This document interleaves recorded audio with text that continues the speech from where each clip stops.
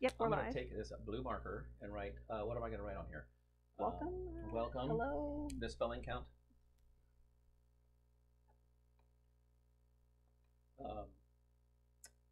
YouTube live stream. Yeah. And you should write this. You or Trisha have much better handwriting. Okay, and I'm sending you the link. STR. Okay, can't reach it. And 7723. 7723. Hey, I was an engineer for a long time. That's engineering. I don't know if you want to shut the door, but we can shut that door. Okay, I'll get the door. Get the door. I could write that better. I tell you what, Ann, why don't I hand this to you? Well, it's all attached.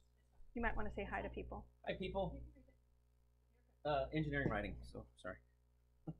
Thankfully, there's a delay. So. Yes. But we are good to go. You are live. Okay, I'll get our screen set up, so you just say whatever you want to peeps, and I'll... Well, welcome. We're doing some final setting up on things at our end, but we're ready. I'm in the hot seat. I'm doing the best I can to answer your questions, and so welcome. Hey, one of the things we always like to hear is where everybody's at. It's always kind of fun to hear. I'd like to get a feedback on folks if you guys can hear us okay, if the screens are nice and clear, and that way we can make some adjustments at our end before we get going. It's always exciting. Yeah. I'm gonna mute my phone. And you can tell people if you want that we'll have some announcements and some questions queued up, but they can feel free to submit their questions already. I think they can hear you just fine too. Can they hear you? Well, yeah, but I'm focusing. Oh, okay, okay. Well, whatever Trisha just said. Yeah, I'm muted. Okay, so no customers calling me while we're talking. How rude. All the customers go to Trisha anyway, or Ann, not to me. So, yeah, let us know where you're at, and if you guys can hear us okay. We've got new lavaliers now, so whereas before, all of the live streams before, we were just using the microphone on the web camera there.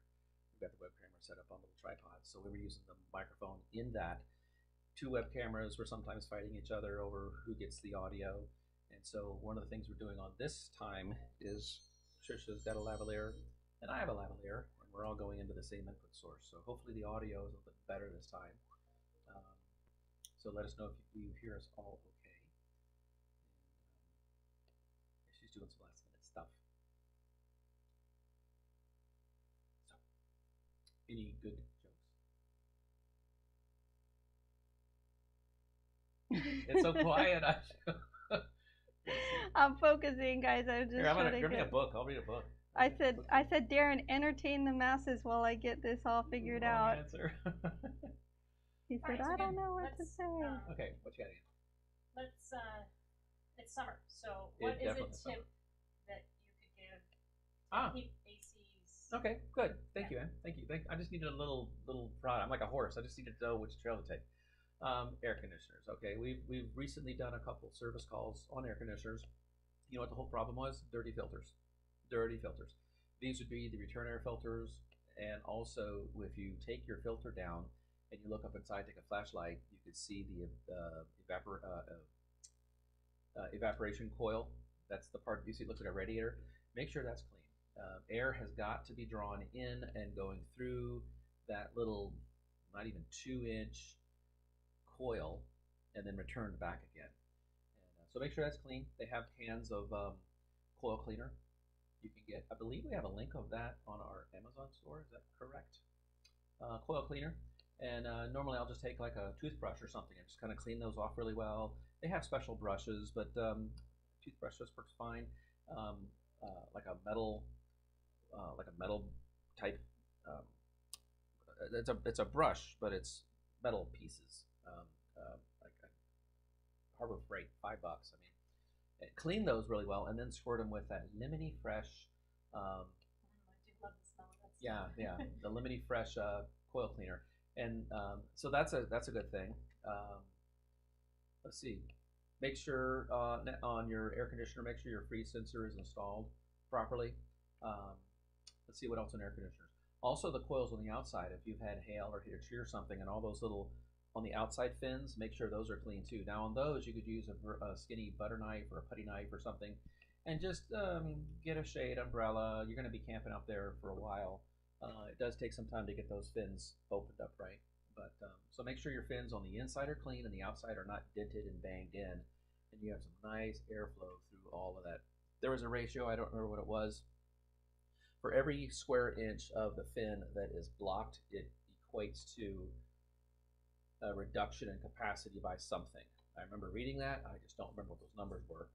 But so every chance you can, keep your fin straight. Okay. Also on air conditioners, if you're looking up inside and you're seeing your evaporator coil, make sure that the divider between your supply air and return air is intact and that there's no air leaks between those two. Okay, guys, hold on. Okay. All right. The good news is we're live. The bad news is it automatically went to unlisted, so nobody knows we're even live right now. Oh, no. Now okay. they do. Okay, so okay, give good. it just a second, and it's like we're starting all over again, basically. It was Okay. just Ann and I for that time, that whole Okay. entire time. So give We're it starting all the way from starting fresh, and you I'll guys let you missed know when all we. my best information. I just gave the secret to RVing, making your camper happy. Just missed it all.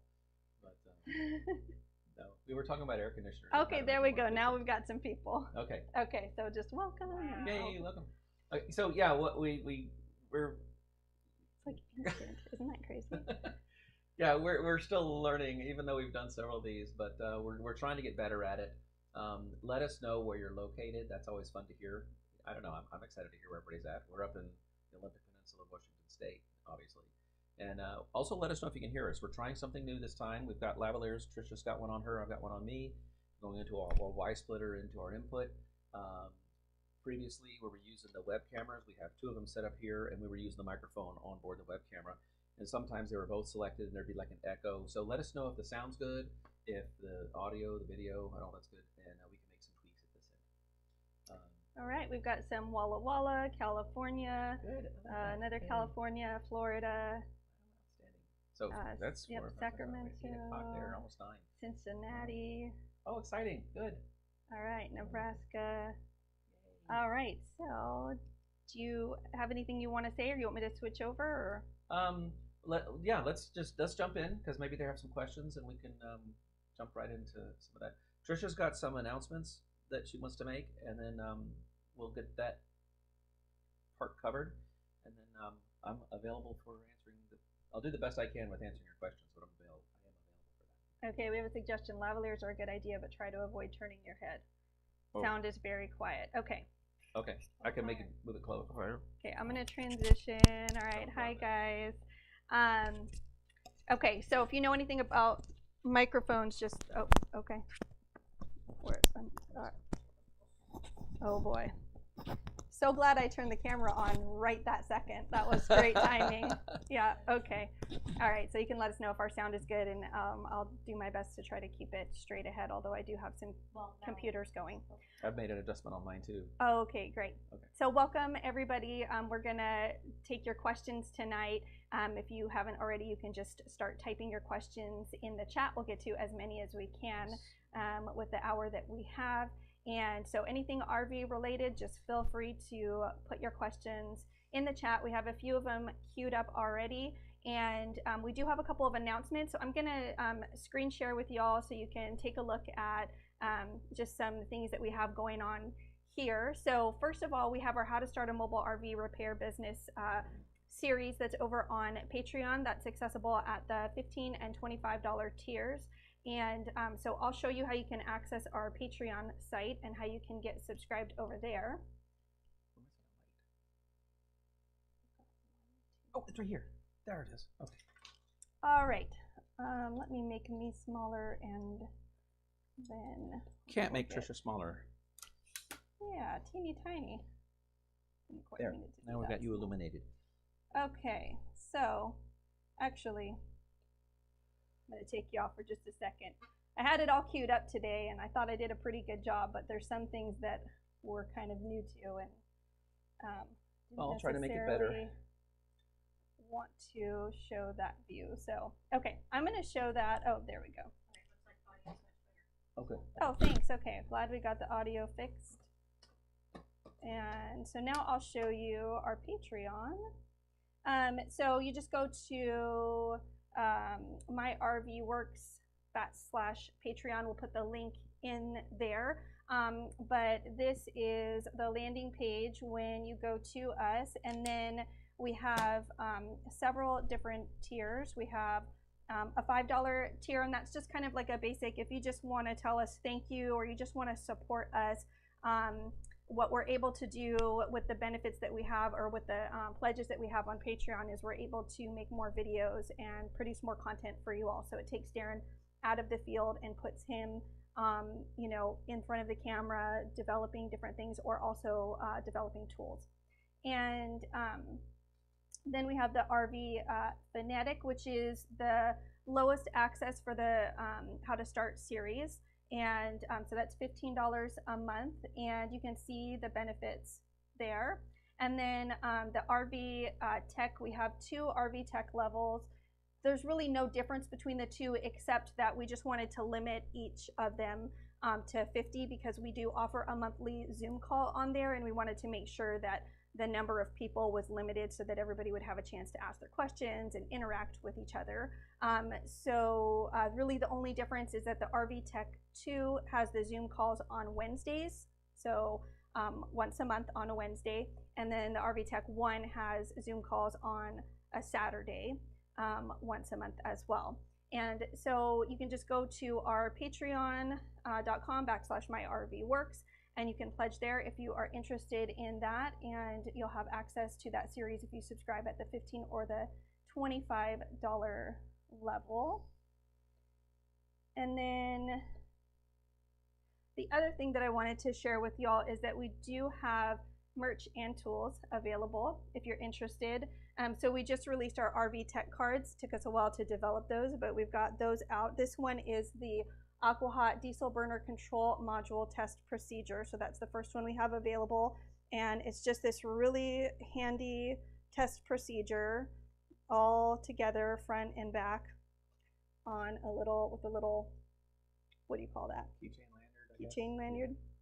So that's available. I like hooking it on my tool bag. And then we have some merch. Do you want this to be available, or no? Absolutely, yeah. Okay, so we have a little fridge magnet that we just got. Custom 3D It's not printed. on the website yet, but it will be soon if you're interested in that. We'll probably also give it, like, it'll be the item at the $5 level on Patreon or something like that. So yeah, coming soon. We have mugs. Yay. If you're interested in that, it's got our slogan on the back: Happy Campers Say My RV Works. And then we've got the hat that you see Darren wearing. So anyways, if you're interested in any of that, you can go to our store. I'll get that queued up. Let's see.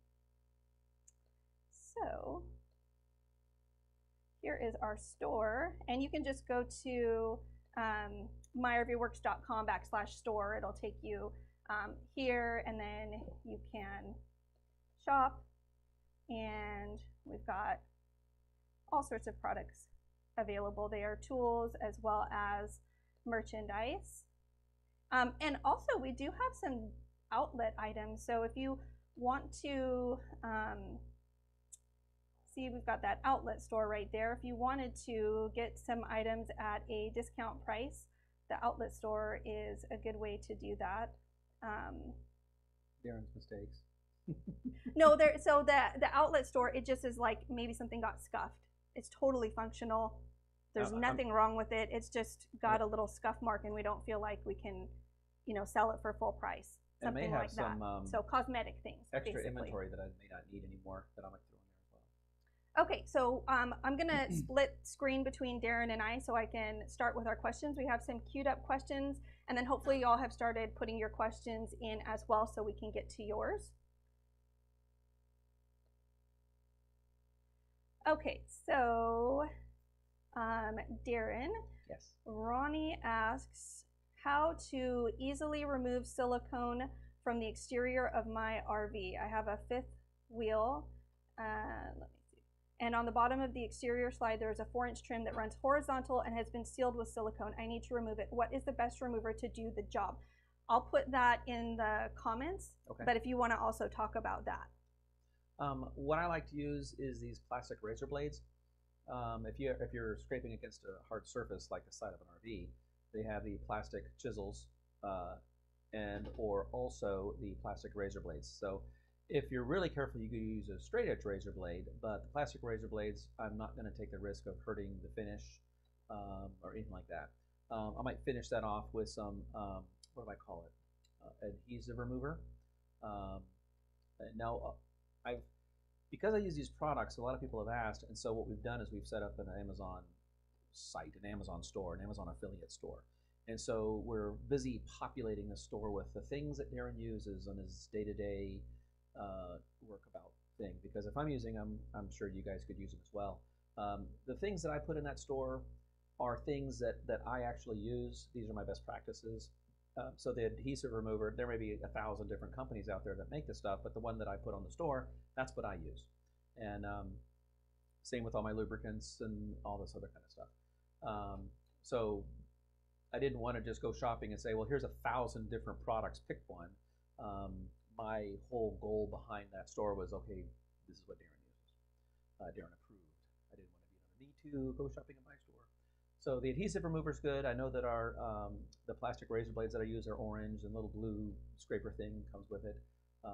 Those are great. The thing on those razor blades, they don't last a whole long time, you know. So you do go through quite a few of those, but they do a great job. Also on our store, I've got a thing called a window tool. It's a little black chisel, it's blue. It's a blue chisel piece, and one side of it's beveled. It's really great for getting in there nice and sharp. Also, the red chisels work great, plastic chisels. I just brought some into my shop recently, and I've got a belt sander, and you can kind of, when they get dull, you just run them through your belt sander again and sharpen them back up again. So it may have started off this long, and now it's down to like this long, and then you just throw them away and buy more. So those are my go-tos. So the chisel, razor blade, plastic razor blade. If you're really careful, you can use a straight edge razor blade if it's really difficult and tough, and then the adhesive remover does a really good job cleaning it up.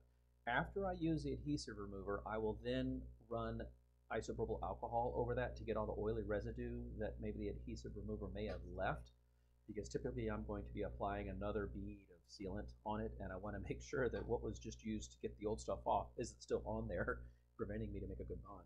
And it seems to me that isopropyl alcohol is a really good thing to denature that whole surface. And then I would not put silicone back on. I don't even stock silicone in my service trailer. I use RV Proflex, I think is what it's called, made by Geosil. And it's a mineral spirits product, cleanup product, so I don't use anything that's water-based. What I've found with that Geosil, I think it's RV Proflex, I think is what it's called. I'm sure you guys have seen it. That's what I use. It's got a very short window time to work with that stuff. You get a couple, 30 seconds max before it starts to skin over. So do it in small applications, or get really, really good at running a bead and not having to touch it ever again. And anyway, so those are my best practices for that. So hope that helps. All right.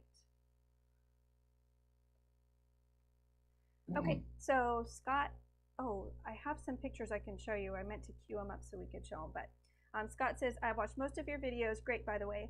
In one you mentioned that the shaft creeps up, which causes the motor to move up and spin.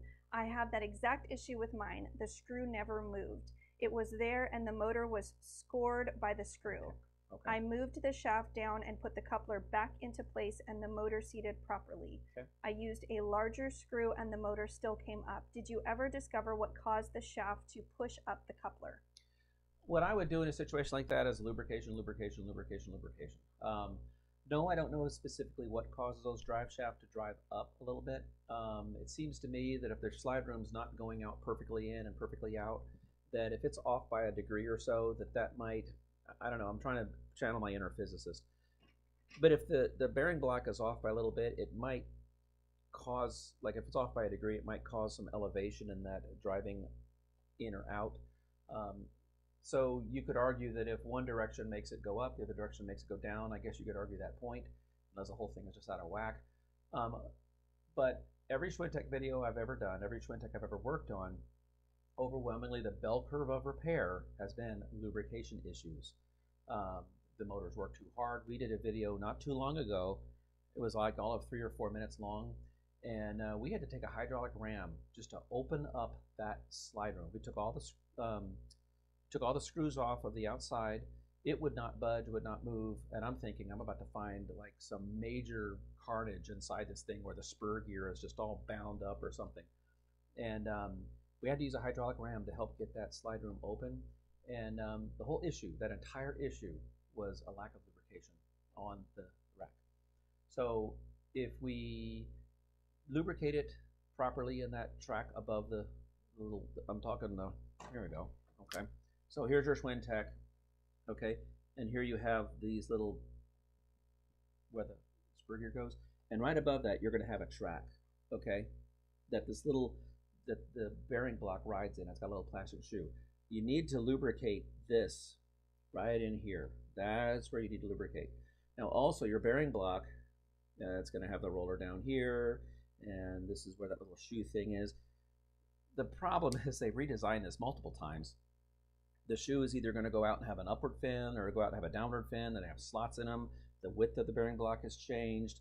Even on the bearing block, you'll have these things called gibs that are little eared in. The diameter of those things has changed by 1 millimeter. And it's just maddening how these things have changed so many different times. So many. Why change it 1 millimeter? Leave it the way it was.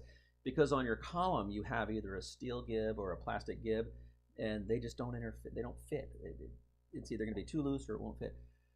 But coming down on the top of this thing is a drive shaft, and there is the spur gear that fits right here, okay? And so when you're lubricating these things, I want you to lubricate, let me change to black here. Certainly lubricate this track all the way through. That's really, really, really, really important. And then I squirt right above my wheel and let it wick itself down into these gib areas, because this thing is moving in and out, and that's where you're going to hear some different sounds. But also, I like to squirt up on top and let it wick its way down inside of where that spur gear is. And so if you lubricate your wheel, but that's a bearing, so it's sealed bearing. But I still like to lubricate that. But you're going to lubricate your gibs. Lubricate this whole track right here. That's really, really, really where the biggest sin I've seen on these things is this track is not lubricated. And then squirt it up on top and let it wick its way down. Now the one that's got the motor, then you're going to have a motor sitting on top of this. I also still try to get some right in there. You don't need to squirt on top of the motor, because then you have your little D window here where your screw goes in. But there's on the ones with the motor, there is a collet here. And you do want to squirt right where the motor is, and it'll wick itself down inside of that collet. It's a steel collet. These drive shafts have changed also, not only in material, because the old ones were aluminum, the new ones are steel. The old ones were round with notches, the new ones are more like a stop sign. Therefore the collets are different. Therefore the spur gears are different. So nothing is reverse or forward or backwards compatible. It's a totally different part. It's very frustrating as a shop to store parts for these things. I do keep a lot of parts left over, but with as many changes that they've made, I may not have the part you need.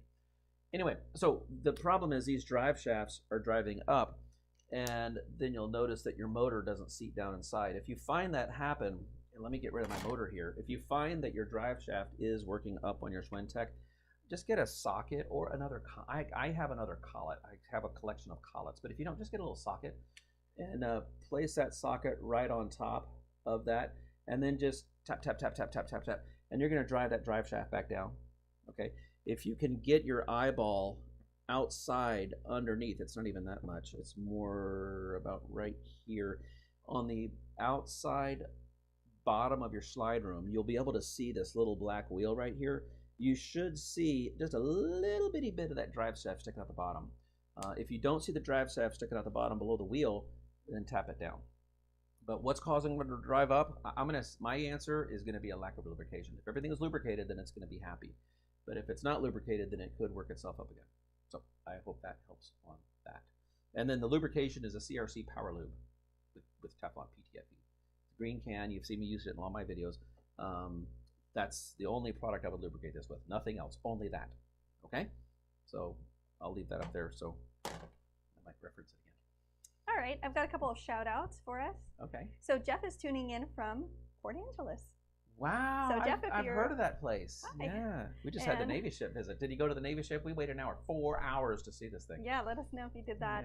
Yeah. It's almost sunburned. Yeah. And then Hiker Dave says, I'm a mobile tech for a large dealership out of upstate New York. I showed your videos to customers to reinforce the repairs that are being done. Thanks. Thank you. Appreciate that. And then if you ever fly in and out of Buffalo, I automated that airport. But he said upstate, so I did Buffalo. I'm in Western. Ernest Pritchard, hello from Syracuse, New York. I yes. wanted to shout out because I think I've seen you on here before. Okay, cool. And then Ron, I think you are over on our Patreon, so I want to give you a shout out and say hi. He's in Colorado. Yay. And so all states I've lived in.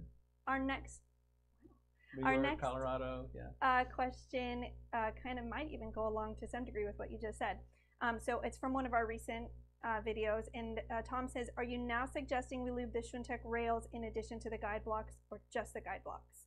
Everything I just said in black there, yeah. All right. You can't over lubricate these things, I'm telling you. Schwintek I think Schwintek has an image problem. And okay, this is Darren speaking. I have no problem with the Schwintek slide room, none at all. I think they've done a fantastic job. It's been out for a long time, and millions of RVs have it on there. The image problem of Schwintek is somewhere out there, people are saying not to lubricate it, or they're using the wrong lubrication.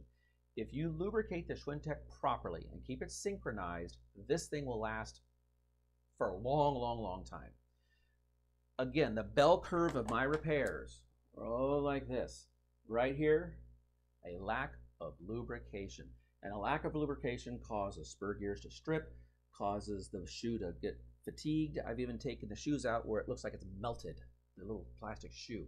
I should have gotten some close-up pictures of that. That would be really cool. The next time I see one, I'll show you that. Where the motors pop out and they spin around on themselves and the wires eat themselves. Why do they do all this thing? Because it's not lubricated. There's a lot of folks. There's a competitor out there for Schwintek, Vroom. I would be willing to say, I've never worked on a Vroom system, maybe because they're that good, but maybe because they're also that new. I would say that if you do not maintain that Vroom system, Vroom, and maybe it needs to be lubricated, I don't know. Like I said, I've never worked on one yet. Anything that is not maintained will eventually it'll fail. You don't put oil in your car, what do you think is going to happen? You don't squeak your hinges on your door, what do you think is going to happen? So I am a fan of Schwintek. I have no problems with it. They're very easy to work on, believe it or not. They troubleshoot themselves. Your little control module tells you what's wrong with it. And there's multiple ways to recover from these things. But lack of lubrication, using the CRC Power Lube, I should have brought a can and showed you. This is a commercial brought to you by.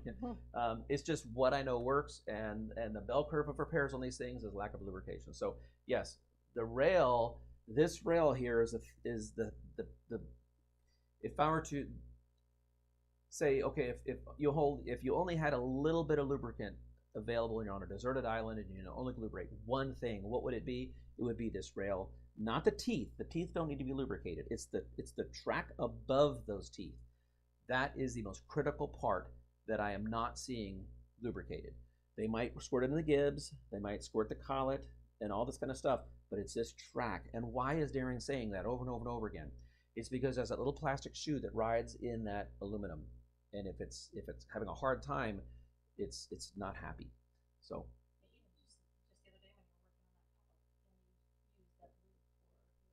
Night and day. Yeah, I use 2 lubricants in my service working on RVs. One is PB Blaster. PB Blaster is what I use if I got a stubborn rusted bolt. I'll squirt it on there, wait 20 minutes, a little bit of tension, and the thing comes off. So PB Blaster, but I would not use PB Blaster as my long-term lubricant. Okay, the CRC Power Lube with Teflon is my go-to lubricant. So I only stock 2 in my entire service trailer. If you were to take a tour of my service trailer, you'll see 2 lubricating products in there. PB Blaster, which is a catalyst to help break rusty parts and stuff like that. But I would not say that PB Blaster is going to have that staying power that the CRC Power Lube would have. So I would use CRC Power Lube to lubricate my steps, any awning parts, certainly my slide room. Anything that needs lubrication long-term would be CRC Power Lube with PTFE. It keeps my inventory strong.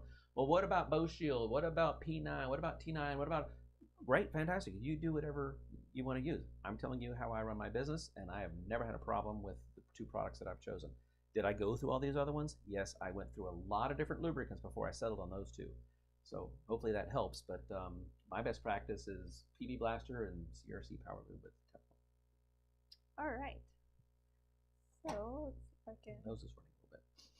I know it always does. I should have some tissues. Oh, right got a there. box of tissues right here. Let me grab one. Okay, so we've got next question about our ice dam video. Oh, lovely. Okay. Okay, so Jeffrey. Wait, we've done 2 ice dam videos. Well, I need to know exactly which one it was. I can't do this without knowing exactly which video of the couple hundred we've done. No, go ahead. And he says, I have exactly the problem described there, and I wanted to thank you for making the video. I have one question, though, that was not addressed. How do you know that there is not water trapped between the insulation and the cat box before sealing up the cracks? You ask it. It'll tell you. No. Yes. Okay, let's see here. I'm gonna erase this. I think we all, I feel like I'm banging the drum over and over and over again on that. On the ice dam, let's see here. We're going to take an RV. We're going to look at it from the side. Not an RV, a refrigerator. Okay. So I basically, here's the, okay. Here's the fresh food compartment. You have your shelves, your little crisper boxes down here. Here's your freezer. So basically I've sliced it in half, okay? And then your door would be on this side. Okay, so this is the back, okay? And so the cat box you hear us referencing is this. Let me go. Wow, good picture, Darren. Well, thank you. Wait, this has a sign on it. I made it terrible, but anyway, so the cat box is this indention into the back side. Now, when you see your cooling unit, the cooling unit has this, it does like that. So here's where all your coils, stop, go watch the video on how heat makes cold, and you go into all this, because I've carved all this out and taken all the foam out. You get to see the pipes. Anyway, so we understand that blue part fits into black part, and we call this the cat box, because when you lay this thing down, it looks like a big tub that looks about the size of a cat box.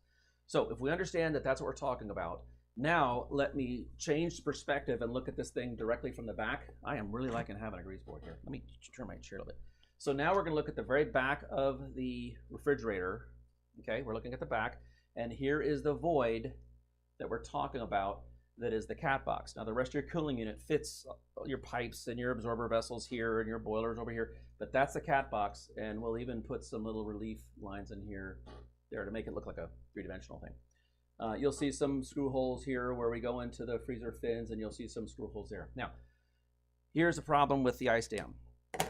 When we put the cooling unit on this, there could be, so let's say that the cooling unit is installed, there could be like an air gap all the way on the outside.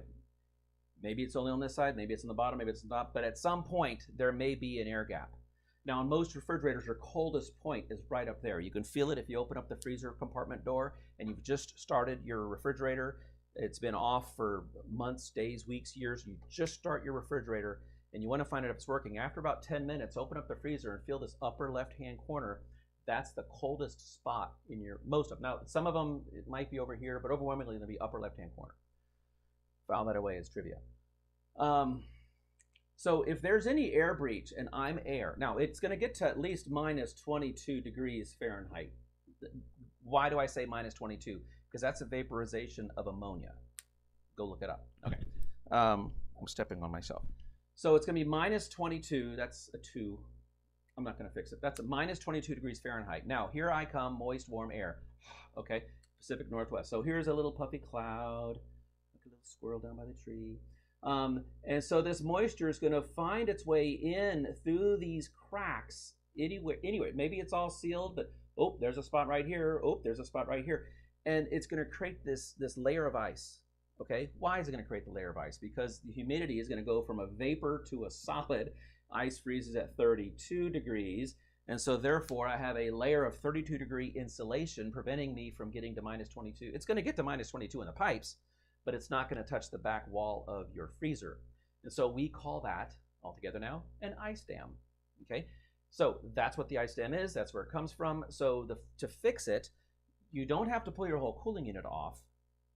You just need to clean this up and get that expandable foam and just squirt that expandable foam all the way around to deny this moisture from getting inside the cat box. And let that be pure unadulterated minus 22 degrees. Okay? Now, I wanted to explain that first. To his question, how do I know there's no water there? Unplug your refrigerator, 8 hours or so, and just let it thaw out. Now, you will know you've had an ice dam because if you look very carefully on the back of your refrigerator, you might see some little streaks, little white streaks streaking down the back. They may not be wet. A lot of times they're a little white. I don't know what makes them be white, but a lot of times they're a little white. You can run your finger through them and they'll go away. Sometimes you might even see where there's been water pooling up on the bottom of your little tray right there at the bottom of your refrigerator on the backside. If you see this, there's a good chance that there is or was at some point been an ice dam. Once your refrigerator has been turned off and it gets to ambient, all that's going to melt. So there's a pretty good chance that it's melted out and it's gone, and then you can seal it up. Okay, so that's how you would know. Now there's been some interesting conversations that we've had since I've come out with that video, and now Ford's refrigeration, where are they in? Tennessee, Arkansas? Somewhere over there. Georgia? Anyway, Ford's refrigeration, I believe. They've got some really good videos too that you could watch and go to their class. They teach how to actually fix the cooling unit, to recharge and repair the cooling unit. So it's great, and they've got some they're phenomenal instructors, great information. From what I've heard that other people say is that this cat box void will kind of get the moisture inside, and then so what they're saying, I haven't seen this yet, you could touch the foam insulation on the back of your refrigerator, and if you could, it's supposed to be hard, like this wall here. Oh, they're in Kentucky. Okay, I knew somewhere over there where the food's really good. We don't have great food up here unless you like seafood. Let's see, we got crab, lobster, salmon. But yeah, the food over there. I'm a Southern boy. I gotta have my Southern soul food. We lived in Kentucky also. Yeah. So they're saying if you can push, because we full time for 15 years, so if you could push your finger on this, that means that this whole thing is saturated and your refrigerator is basically shot. I haven't actually tested that. I just found out about this. So unplug your refrigerator, let it thaw out, and then fill it with foam. You do not need to take your cooling unit back off. I've seen this more on Norcolds than I have on Dometics, and I don't know why, but Norcold uses duct tape around this, and after a couple of years, the duct tape will lose its adhesion, and you can just peel the duct tape off. So you fill it up with foam, and then I take that shiny HVAC foil tape and tape that up, and that seems to be the great fix for that. So answer the question, unplug it, let it drain and thaw itself out, and then you're good to go. All right. Yay? Okay. That's great. Okay, so if you can believe it, those were all of our queued up questions. Okay, thanks for watching. We started a little bit late, so we'll go a little bit. We'll run a little bit late, and we're going to get to your questions right now. And but before we do, if you have any friends that are having RV trouble, or they have questions or whatever, maybe let them know that we go live the first Friday of every month at 4:30. During the summer we might have a little bit different of a schedule, but we'll make sure to announce in advance so that you are aware of that. So obviously all of you have tuned in, so you know that we have a live stream. But if you know other people, because we do get a lot of questions by email and some other forms of people that have seen our videos and asking us for questions, and we really don't have a way to answer questions in any other format other than impossible to answer the amount of questions we get. Yes. Right here. It's a full-time job right there. So speaking to that, Ernest, you said something about an emailed question. So if you were one of the people that I invited to our live stream, just go ahead and post your question, because I did not save all of those, but I'll make sure to include that early on. And otherwise, yeah, this is the main way that we field those types of questions. We just don't have a way to do it outside of this. So Patrick says, question, air conditioner compressor. What's the difference between checking CR, CS, and RS versus checking the amp draw on the black wire to the compressor? Okay, on the air conditioner compressor, what he's talking about, folks, is you have your compressor here, and then you're going to have 3 little studs that stick up. I'll put those 3 little studs right here. One's going to be common, one's going to be start, one's going to be run. Okay, and then so you have a coil between common and run. That's a C for common, run, and start. And so you're going to have one wire going to common, one wire going to run, one wire going to start. And so what I often have said is you do C plus S equals whatever, 0.5, okay? And then let's say common plus run equals, I don't know, 4, whatever that number is. Therefore, R plus S plus R, so start plus run, equals 4.5. Okay, so you take your meter, you go common to start, you write down what that number is, you go common to run, you write down what that number is, and then those 2 numbers should equal start to run, because they're going all the way around here. So that's a good way to just gut check, are your coils intact? Okay, so we're not at this point checking amperage, because the amperage of a compressor is going to change the harder it works. So you're going to find this little table that these actuator engineer people use. It says at 90 degrees Fahrenheit, you're going to pull 10 amps. At 100 degrees Fahrenheit, you're going to pull 12 amps. At, I'm going to go the other way here, 80 degrees Fahrenheit, you're going to pull 8 amps. Okay, so the amperage to your, I should have done this where 80, 90, 100. The amperage going to compressor, a lot of times you can grab, I think on Dometics it's a blue wire, on Coleman's I think it's purple, but it's either purple or you're either going to have a purple wire or a blue wire, and you can get to it from inside your air conditioner. The thing is, if your air conditioner is blowing cold, there's no reason to do this because it's obviously working and it obviously started. But when I get called in on an air conditioner, I'm going to do a service on an air conditioner, one of the things I'm going to do is I'm going to check the capacitors. So here's the capacitor, and a lot of them just have 2 little things on them. Some of them have 3, and you need to discharge a capacitor, pay $5, get a capacitor discharge tool. I made my own. Basically, it's a resistor with a 120-volt light bulb, and I took an old test lead set. You can make your own. I don't remember what there was, 470 ohm resistor. You can make your own, or ask them when we make them for you, or you could just get them on Amazon for like $5 or $10. It's a capacitor discharge tool. And then you take your meter, make sure your meter is in capacitor mode. The capacitor signal, I believe, looks like that. I think I got that backwards. And you take one lead here, one lead there, so you're checking your capacitor. On the side, it's going to say, I don't know, so many microfarads, I don't know, 50 plus or minus. And so you take your leads and you put it in capacitor mode, and then you check that. So I'm checking that, checking this. So to his question, that's how you would check to see if your windings are good. Check your capacitor, because if your capacitors aren't good, it might not start. It might just hum at you. Basically, this has a big motor in the bottom of it, and that's why they're so heavy. And stay tuned, because I do have a couple air conditioner carcasses that I'm harvesting for parts. And I'm going to be cutting these things and slicing and dicing them and just cutting these open to show you what's inside of one things. But I don't know when I'm going to do that. It's been very busy this summer, but I've been storing these things, and if I don't do something with them, my wife's going to say, get rid of them. But I'm like, but I want to slice and dice them and do dissections. I've got refrigerators to dissect, water heaters to dissect, so my collection's getting big.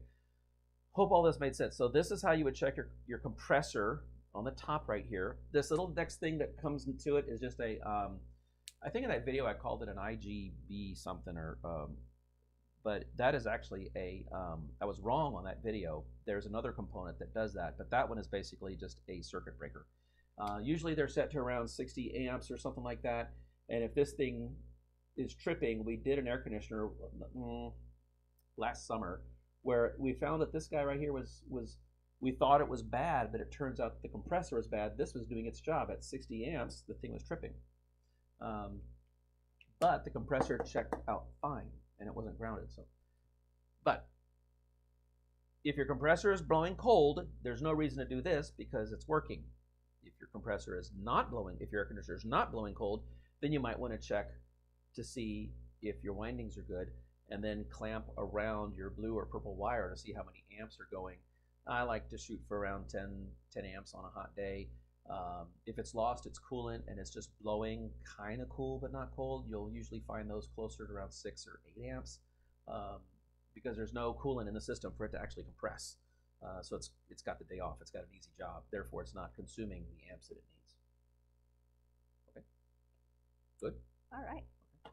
Okay, so Charles asks, when adding an inverter, is it better to be closer to the panel rear or to the battery front?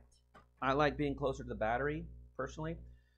And the reason why is direct current versus alternating current. I want to be closer to the source so I don't have to push that far. Depending on how far your battery is from your inverter might determine your wire length. And if you look in your installation manual, it'll actually have a section on there on how far your inverter is from your batteries, and then it'll tell you, give a list, a little legend here on what gauge wire it recommends based on distance. So if I had to choose, I put the inverter closer to the battery, and out of the inverter I'd run my AC, because AC doesn't really, it's got voltage drop, yes, but in an RV, voltage drop is negligible on the AC side. On the DC side, you get voltage drop a little bit more prominent. All right. RV Weekends says, Everchill fridge 12 volt LED lights are lit on 1 and 5 cold adjustments. I called, I think they meant Lippert, it might have auto-corrected, who knows.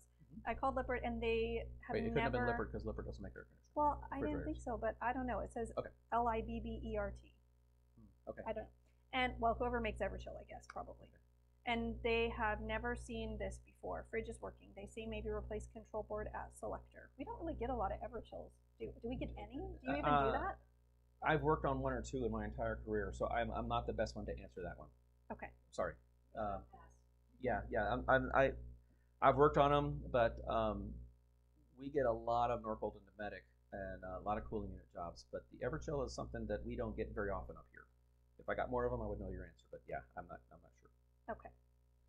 All right. So Scott says, well, first he says, I bet you love Schwintek. Probably make a ton of money off of repairs. Yeah, they're cash registers for me. Why? Because no one's lubricating them. So I'm trying to save myself some money, work my way out of a job. Yeah, we make a lot of money on Schwinteks, but just lubricate them and I'll make my money other ways. So. Yeah, and you have talked about, like, we've mentioned in a couple of videos, you know, that if everything's installed properly, if Yes. they've got the rollers, I mean, it's a good system, but you have seen them come out of the factory without rollers. Oh, yeah. Let me tell you his question, and then also you can maybe address that. Yeah. But, so this is Scott. He says, one side of my slide, the motor of a large slide, Schwintek, keeps popping up and moving the motor out of alignment. In a previous video, you mentioned it. Did you ever find a reason that it moves up? That kind of goes back to what we talked about earlier, where I drew my detailed picture of all the lubrication, of all the exploded, Darren's version of the drawing. I don't know why they're coming up, but I do know that they're coming up. I would lubricate it because that's my go-to. I'm serious, because there's been so many things that I've found wrong with these things because they're not lubricated. Which totally makes sense. If it's going to slide up, let it slide down.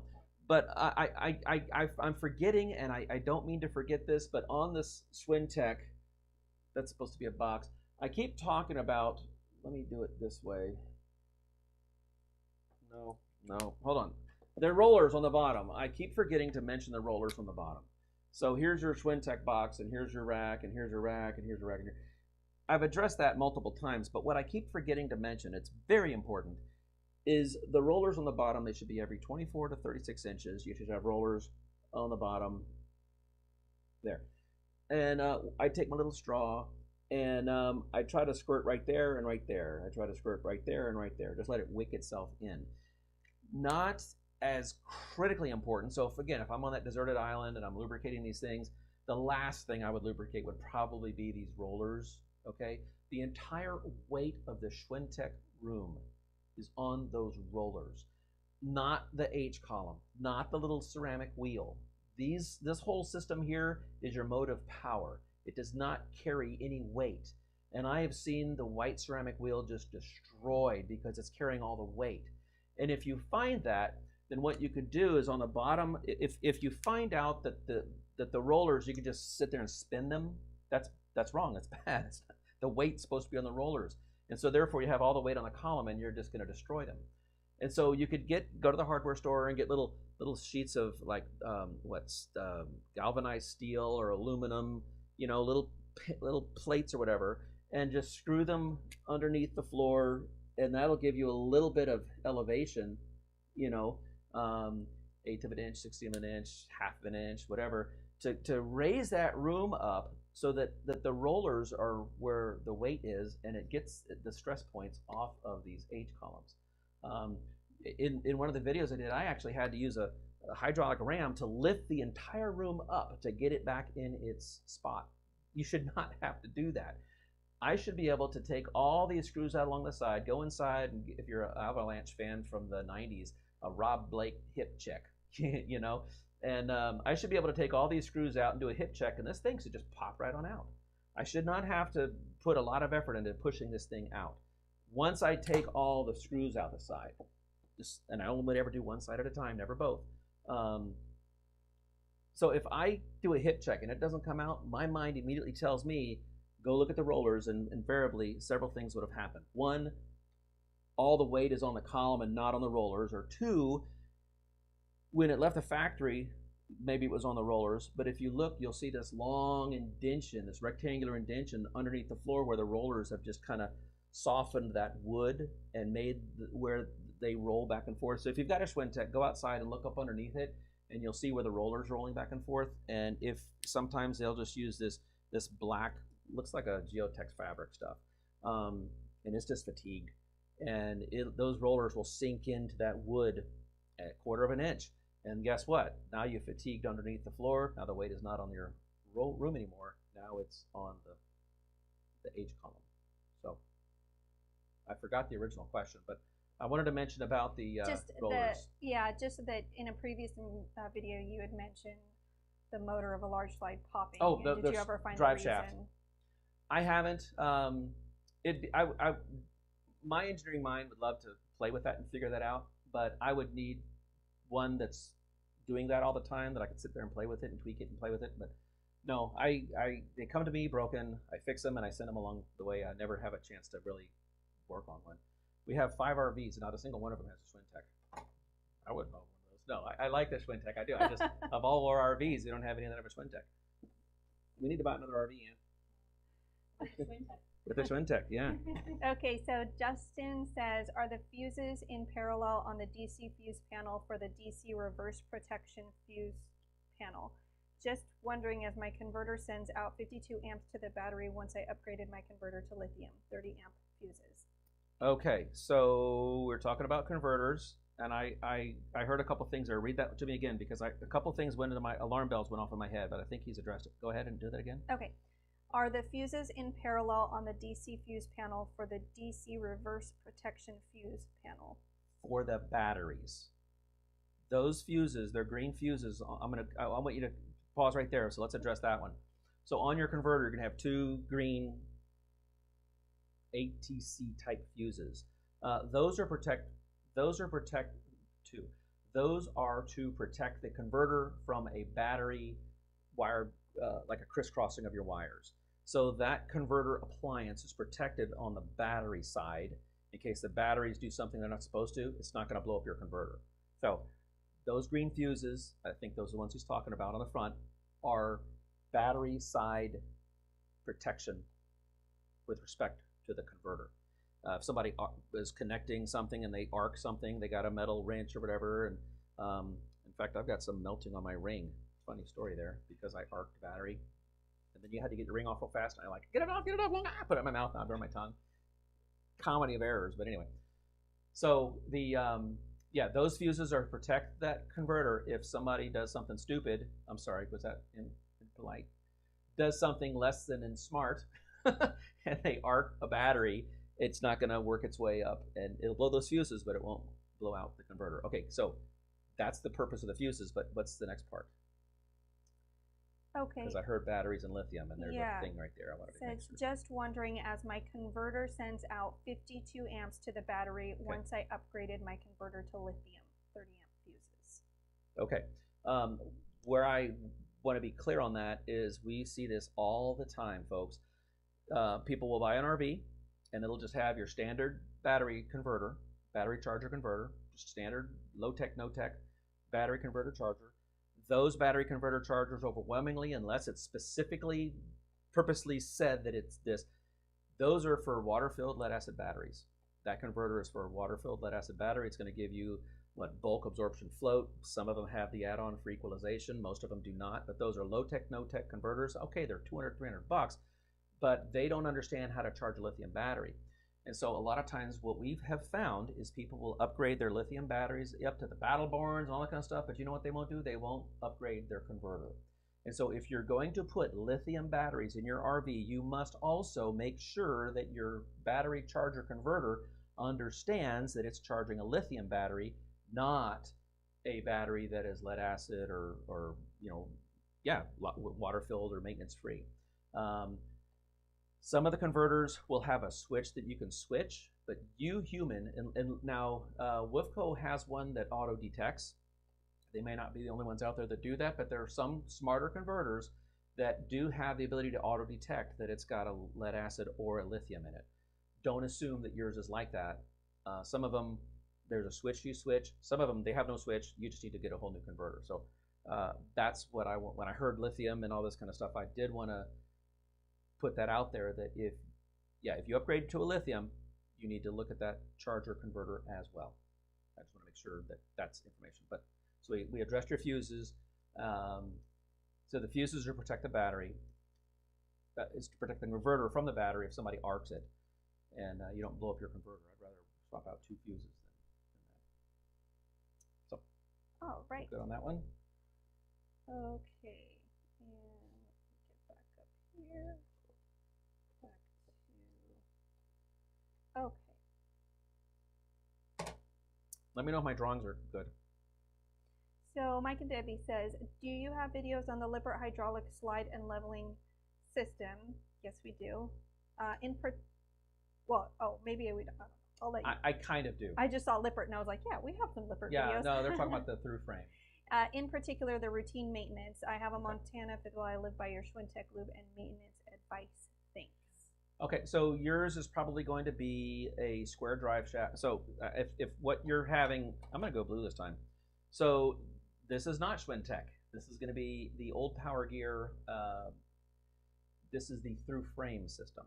Okay, and so what you're going to have is here's your slide room. Okay, and then you're going to have 2 rams.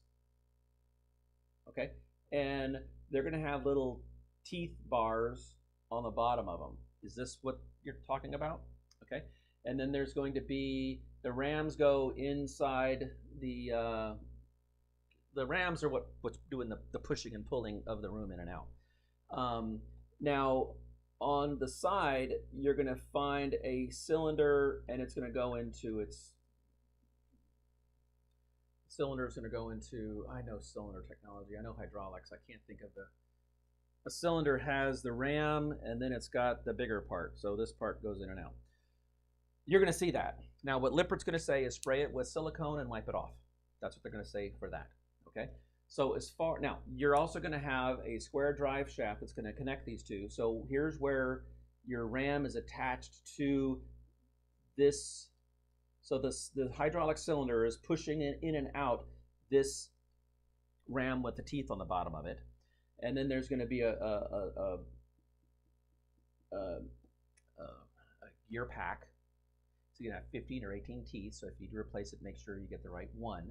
And then out of that is going to be that's where your square drive shaft is going to be. It's going to have a square drive shaft going over to this 15 or 18 tooth gear pack. And so as this moves in and out, it's actually moving this gear pack, turning the square drive shaft, turning this gear, turning the teeth, and moving this one in and out. So that's how you have equalization between your two. If you're having an issue, sometimes there's a bolt right there. Usually it's a grade 3. It's what I would call a fuse. Because if there's a binding or something like that, you want that softer bolt to break. You don't want your gear pack to break, so they go with a softer metal so that the bolt would break, not the tooth. It's easier to replace this. Oftentimes when we get called in to fix this, it's because they've ripped off some teeth. That's why I know there's a 15 and an 18 tooth, because they put a big old grade 8 in here because it kept breaking the little grade 3 that was in there. Well, I'm just going to put a stronger bolt in, only to have it rip out this because there was another problem. Let's see, what would cause these to work a lot harder?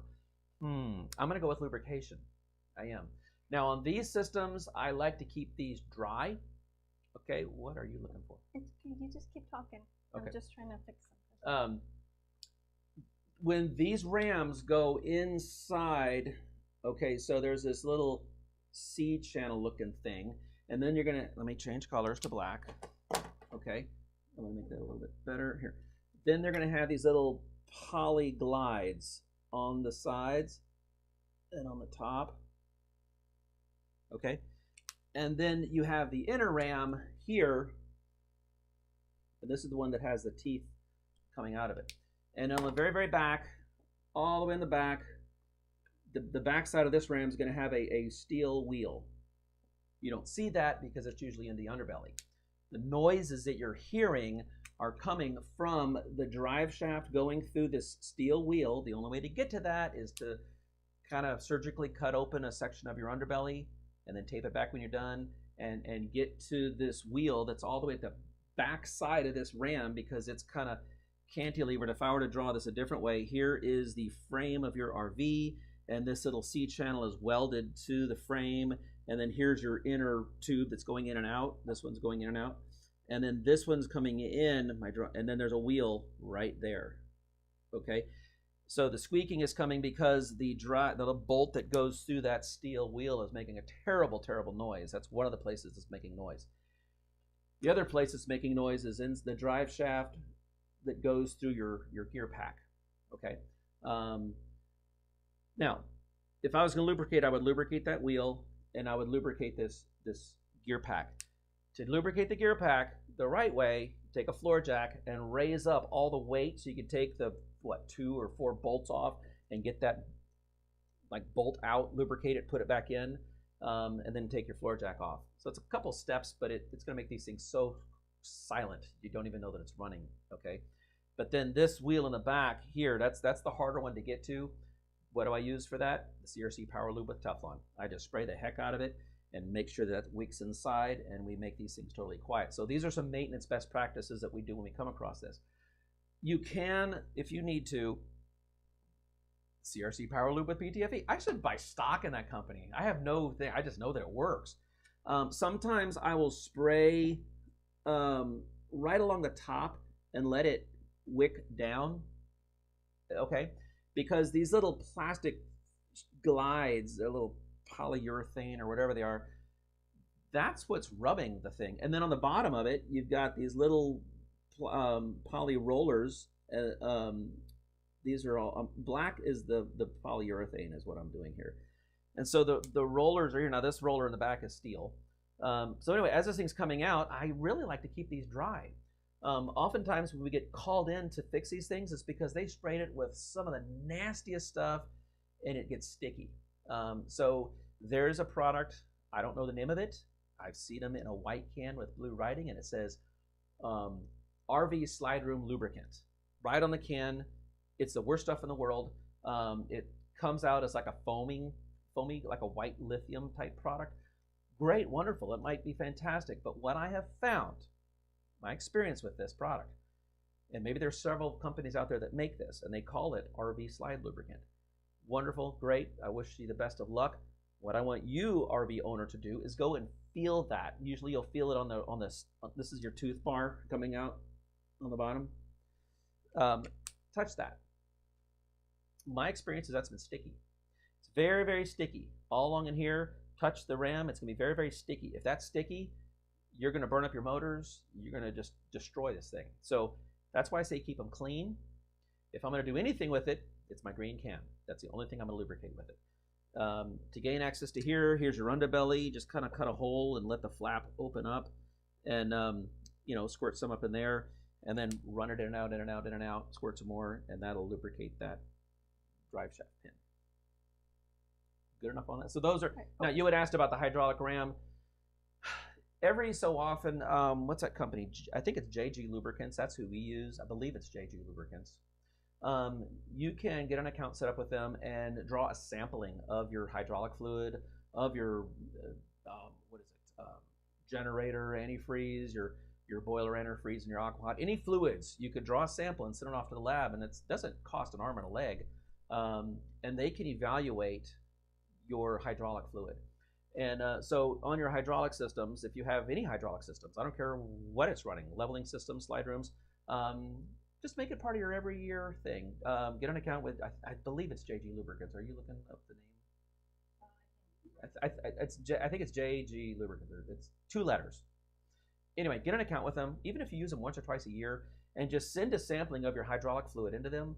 And you just want it to be a hydraulic fluid. If it comes back with it's got dirt or rubber in it, or aluminum shavings in it, or anything other than hydraulic fluid, and all we're looking for is ATF Dex 3.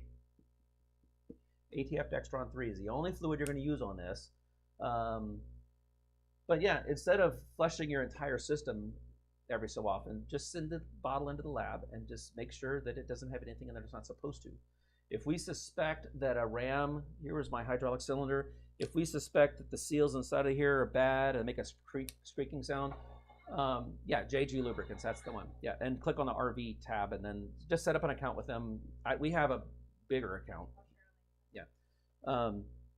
But we'll send it into the lab and we'll look to see, and sometimes we'll find aluminum shavings, that there's aluminum in the result. Well, guess what? That's because the cylinder is shot.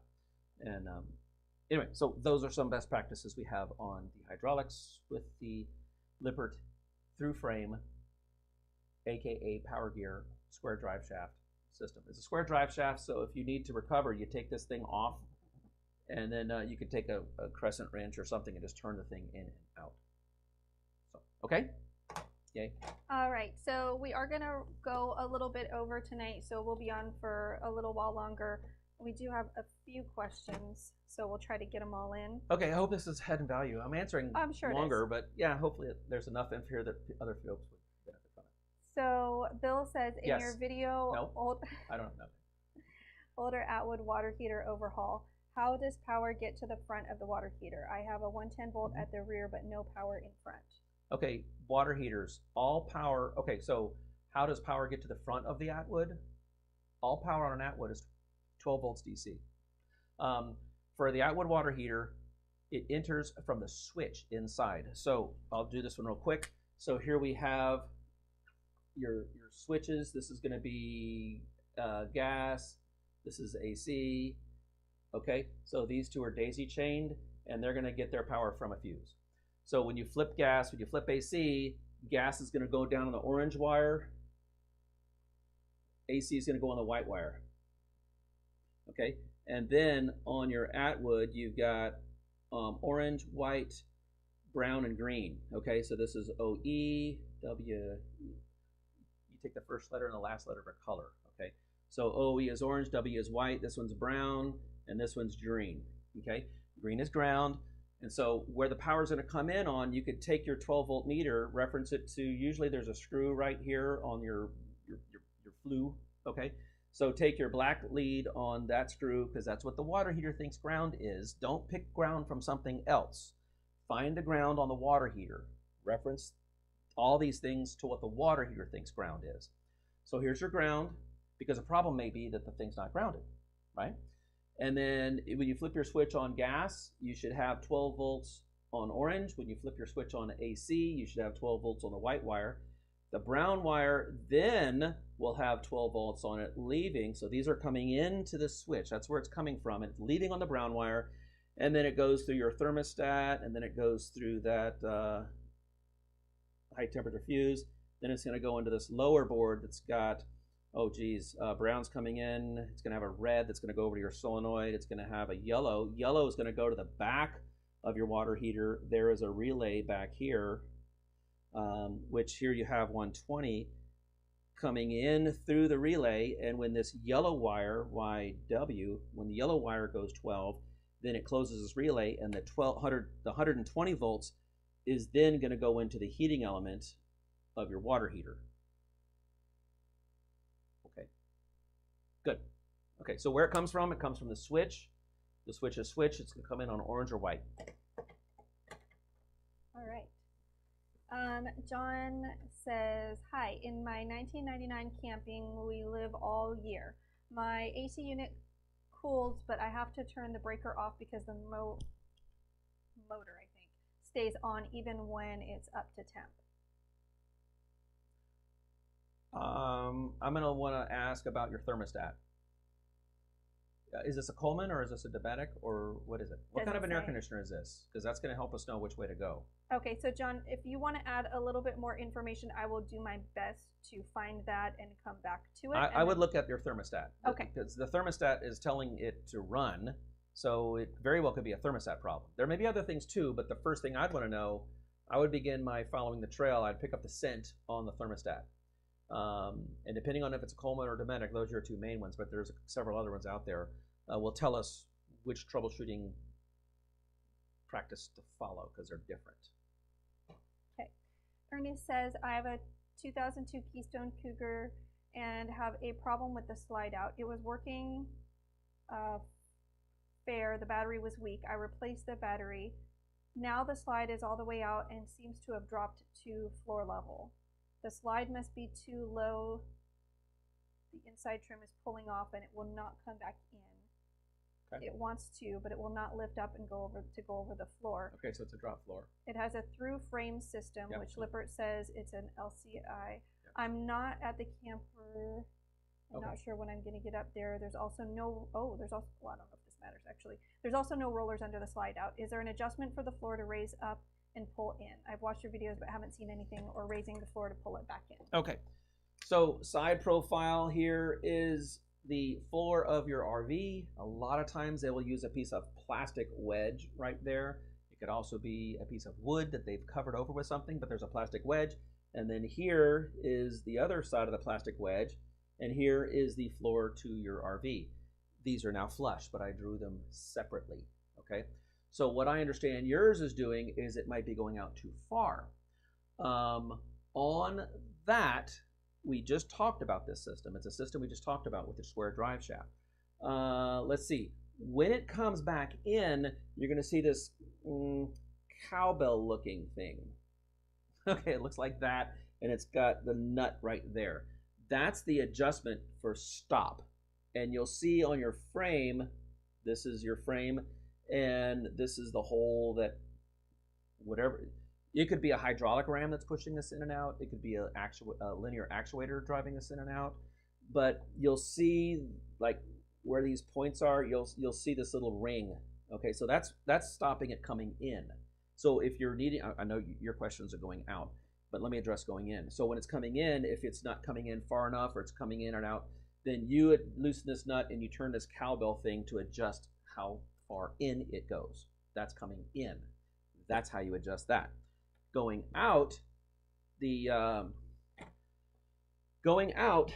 whatever mode of power this thing is using, whether it's hydraulic or a linear actuator, there's this long Acme screw, okay? And it's going to have the two bolts, okay? And a lot of times they have a jam nut right there.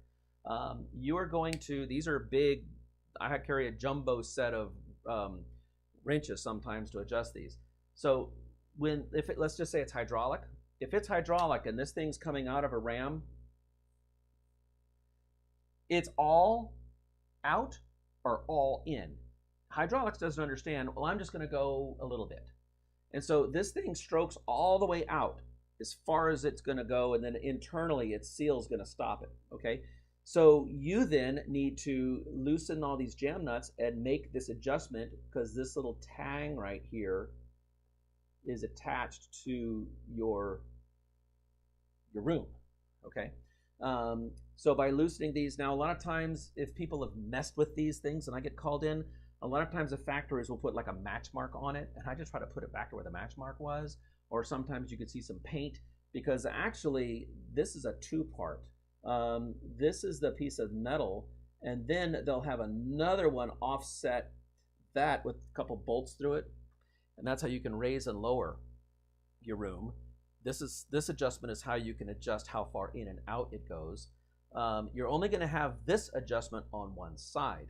The other side is this square drive shaft thing where you have your gear pack, 15 or 18 teeth, and you might need to take that square drive shaft out, take that pin out, rotate this one without this one to get them to align themselves, and then channel your inner 8th grade geometry class and try to think in geometry what's going to happen, because what's really going to get you looking down from the top, okay, one ram is here, one ram is here, and you might need to, but see what's going to happen is when you adjust this one in a little bit, this one just moved out. It's, you got to play geometry. So if your floor is going out too far, you adjust it with these jam nuts. If it's not coming in enough, that's that cowbell thing. And you just got to sit there and tweak with it. The funny thing is, Ann and I, we were living in an RV for 5 or 6 years, and it never did work. I came up with this big elaborate 2x4 thing to keep the thing pushed out, and it was never sealed correctly, and I hated it. It was a drop floor, same type of system as this. And then I became an RV technician, and all it took was just adjusting those bolts. For 5 or 6 years, maybe, no, it was more like 7 years, we were living in an RV with this problem, and I finally said, oh, I know how to fix that, and it was just adjusting this. So all 7 years of living in this RV full-time, traveling all over the eastern seaboard, doing airport jobs and everything else, it was just adjusting these bolts. So, oh, it didn't take long to fix it at all, yeah. It's just the bolts were off. So, now I did need to go get the jumbo wrenches from Harbor Freight, got a whole set, used them like once or twice a year, but you did need the bigger giant jumbo wrenches to get these things off. So that's how you adjust the out. The cowbell's how you adjust the in. And a lot of times these are going to be, the cowbell's going to be right on this side right here. All together now. Okay, so that's how that one works. All right, Janet says, is it hard to replace the D-seal above the slide outs? Yes and no, it depends. There's several different ways that D-seal is attached. Best case scenario, you have what's called the EKD track. I think it's called EKD. And what that is okay, so side profile of your RV, this stuff, I'm gonna really exaggerate what this stuff looks like. Okay, so then you have your screws going in, and then you have that's the track, and then the bulb seal looks something like that. Okay, and it just slides in the track. Now the trick of this stuff, if we move this out a little bit, the trick here is if this is what you have, those are easy to do. Okay, so let's just move this out a little bit. Okay, a lot of times they'll go in, you gotta peel this back, and you'll find a screw right up in there that's holding this D-seal in. Okay, but you gotta know to look for it. You gotta peel this back and you'll see a screw in there. A lot of times it's a square-headed screw. Okay, so that's one kind. There's another kind, which is hateful, which has this little really awesome 3M adhesive sticky stuff. That's a bear. Okay, you have another kind, which your slide room, here's your D-seal, and then they have this little thing right here, which has all these little metal teeth in it. Actually, I drew this thing upside down. So here's your D-seal or a bulb seal. We call it a D-seal because it looks like a D. Sometimes, so here would be the piece of metal profile that is in your RV, and it just slides on, okay? And then you just kind of, it just like a Tupperware lid, it just squeezes on there. So there's several different ways. There's probably 3 or 4 others, but these are the ones we come across mostly. This is super easy, 5 minutes. This one's a little bit more tougher, sore fingers. This one, hateful, because you're gonna need that adhesive remover. And we started the whole thing off by little plastic razor blades and stuff. This one is the most hateful. You're gonna have to get all this 3M sticky stuff off. Yeah, love doing these, hate doing these other ones. But those are some ideas to get you started. But if it's on the top of a slide out room, at least you're on top of the slide out room, and you just kind of get some knee pads and work your way along. Clean it really well before you put anything back on it. All right. Major West says, do you recommend using a zinc anode in Atwood aluminum water heaters? Zinc or magnesium is preferred depending on what part of the country you live in and what you have the most of. Up here, I believe I'm using magnesium rods, but whether it's zinc or magnesium is a function of what your water table is like wherever you are. So it might be ask around maybe some of the RV dealerships and stuff and ask them if they know what they're really, if they're really good shops, they'll know, oh, okay, well, because of our water table, we need zinc, or because of our water table, we need magnesium.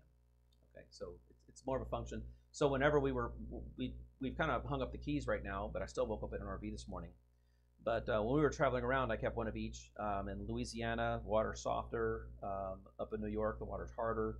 And so I would, depending on where I was, I would put a zinc or a magnesium in it. That's my answer there. All right. So we are going to end on this one. And I'll have a little bit of info for those of you that we didn't get to, how you can join us on Patreon. There is a small fee over there, but I'll give you more details just in case you're interested.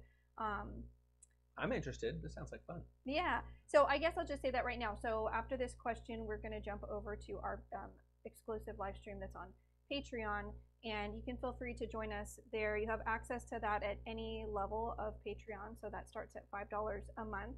So if you feel like your question is worth $5, you could go over to Patreon, subscribe, you know, even if it's just to get this question answered. And then, of course, you could, I mean, we'd love it if you'd stay with us, but you could always or go to a dealer cancel. and pay thousands of dollars to have them fix your thing. Yeah. But anyways, you can hop over there, and it's generally quieter there. There's not as many questions, and so we're usually able to get to everybody's question. And if you do jump over there right now and join us, then just make a note that you're coming to us from the YouTube general live stream. We'll make sure to answer your question.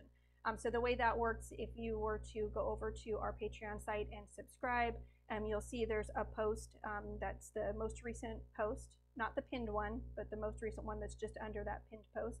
And in just a minute, we'll have the link on there. As soon as we go live, that link will be posted on there. And we'll also send a message to everybody with a subscription. So Larry says, any tips for a newer mobile tech? I've been working at dealerships for over 10 years. So just give a little bit of info about our Patreon. Boy, do we have some tips for you. And then I'll point to you. Maybe you can just give like real quick, a few tips. Yeah. So we do have a series, How to Start a Mobile RV Repair Business, that's over on Patreon.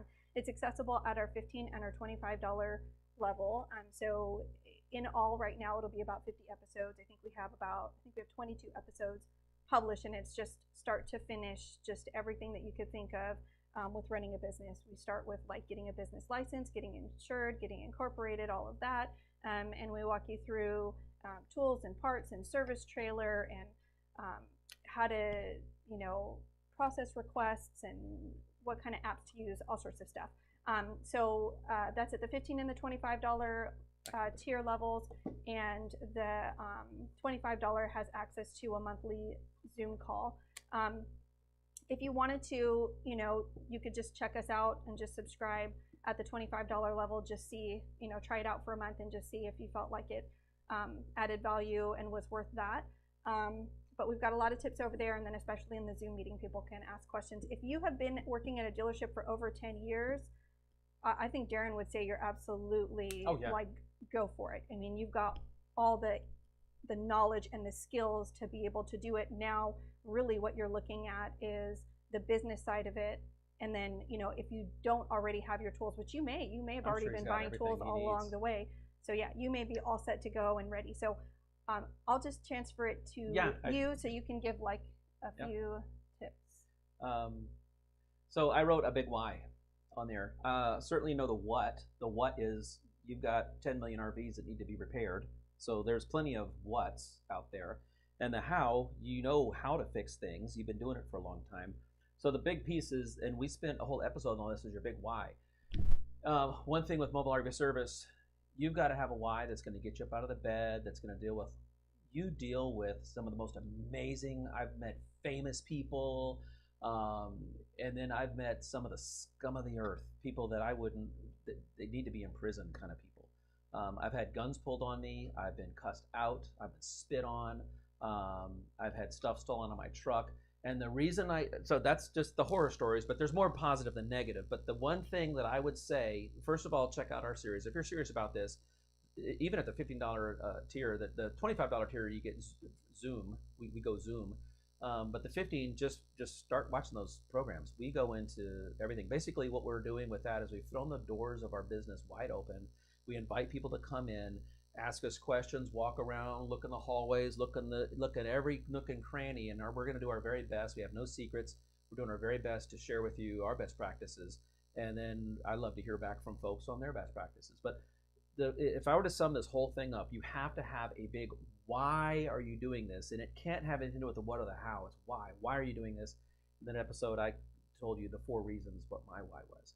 But and the why is when it gets hard, when it's cold, when you're working on an impossible customer, you have to, that why is what's going to keep you going.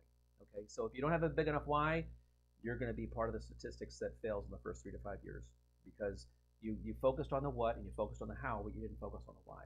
And so we really drive into that. I'm a big why guy. Why are you doing this? Why?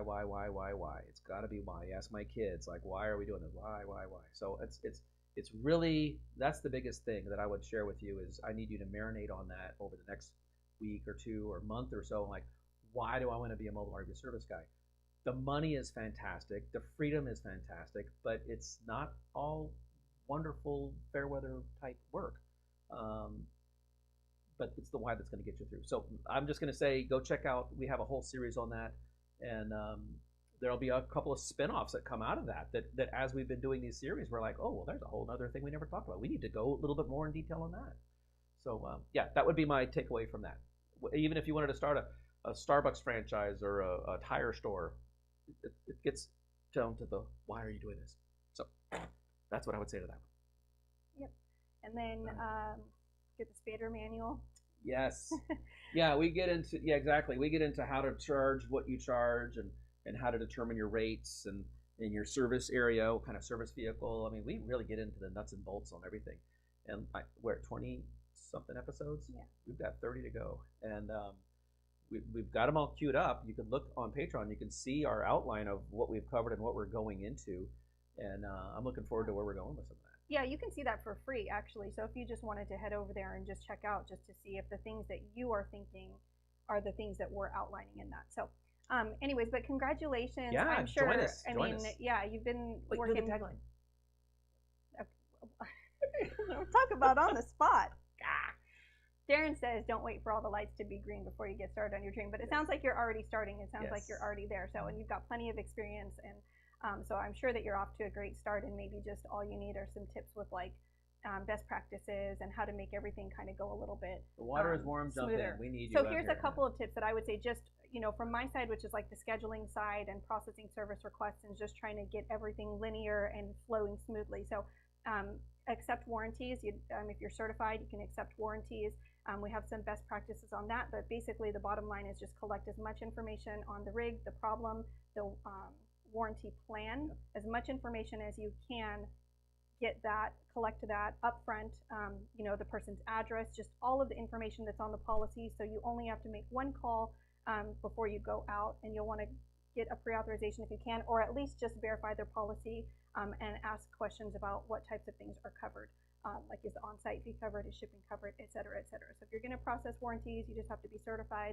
And then our best practice is collect as much information as you can. And just in general, collect as much information as you can on the issue, get the manufacturer, the model, the problem, because that's going to help you come to the service call better prepared. And then like on the logistical side of things, I always like to, if you have enough service requests coming in, schedule them and process them in batches. So that's going to save you time. So just every few days, we'll have a way to collect your service requests. If you're doing a phone call every time, that's going to be a lot of time that you're spending just with that process.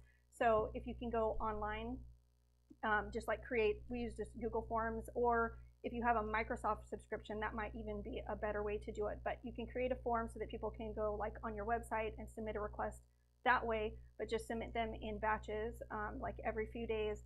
And then same when you're scheduling, schedule them in batches so that you can go, you can schedule them in similar locations. So you're not driving, you know, here, there, and everywhere in one service day. Try to schedule them all kind of around the same general area. So those are some tips, and then we're gonna pop over to Patreon now and see you guys over there. Thank you for joining us. Yes. Oh, I wanted to just shout out to Tom because he said hi, Darren and Tricia. So hi, Tom, and thanks for Tom joining in us. Texas?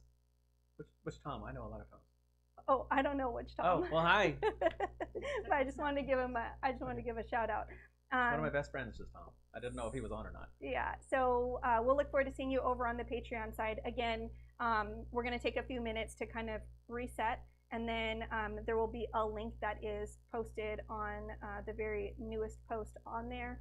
And it'll also, we have like a Google Calendar. Our new, if you just now subscribe, we won't have you set up on the calendar yet, but you will see that post. And then we're also going to send a message to everybody that's active. So look forward to seeing you over there. Thank you for joining us. Guys. Appreciate you. And we'll see you either in a little bit or next month, hopefully. Okay. All right. Bye, guys. Bye. Bye. Oh, Oh, wait. our next month is going to be not on the first Friday. So just FYI, we'll have an announcement. I think it's the second Friday is when, because I think you're going out. You're doing hiking? something, I think. Yeah. Okay. We're climbing Mount Olympus. Well, not actually going to summit. We're going to go to the glacier. Yeah. All right. Yes. And I don't think they have internet coverage out in the middle of the Olympic National Park. Yeah, we're not going to live Like stream 100 from miles from the nearest of anything. Well, I'll do videos, but I'll have to bring them back down with me. Yeah. And upload them. All right. Bye, guys. See ya. Bye. Bye.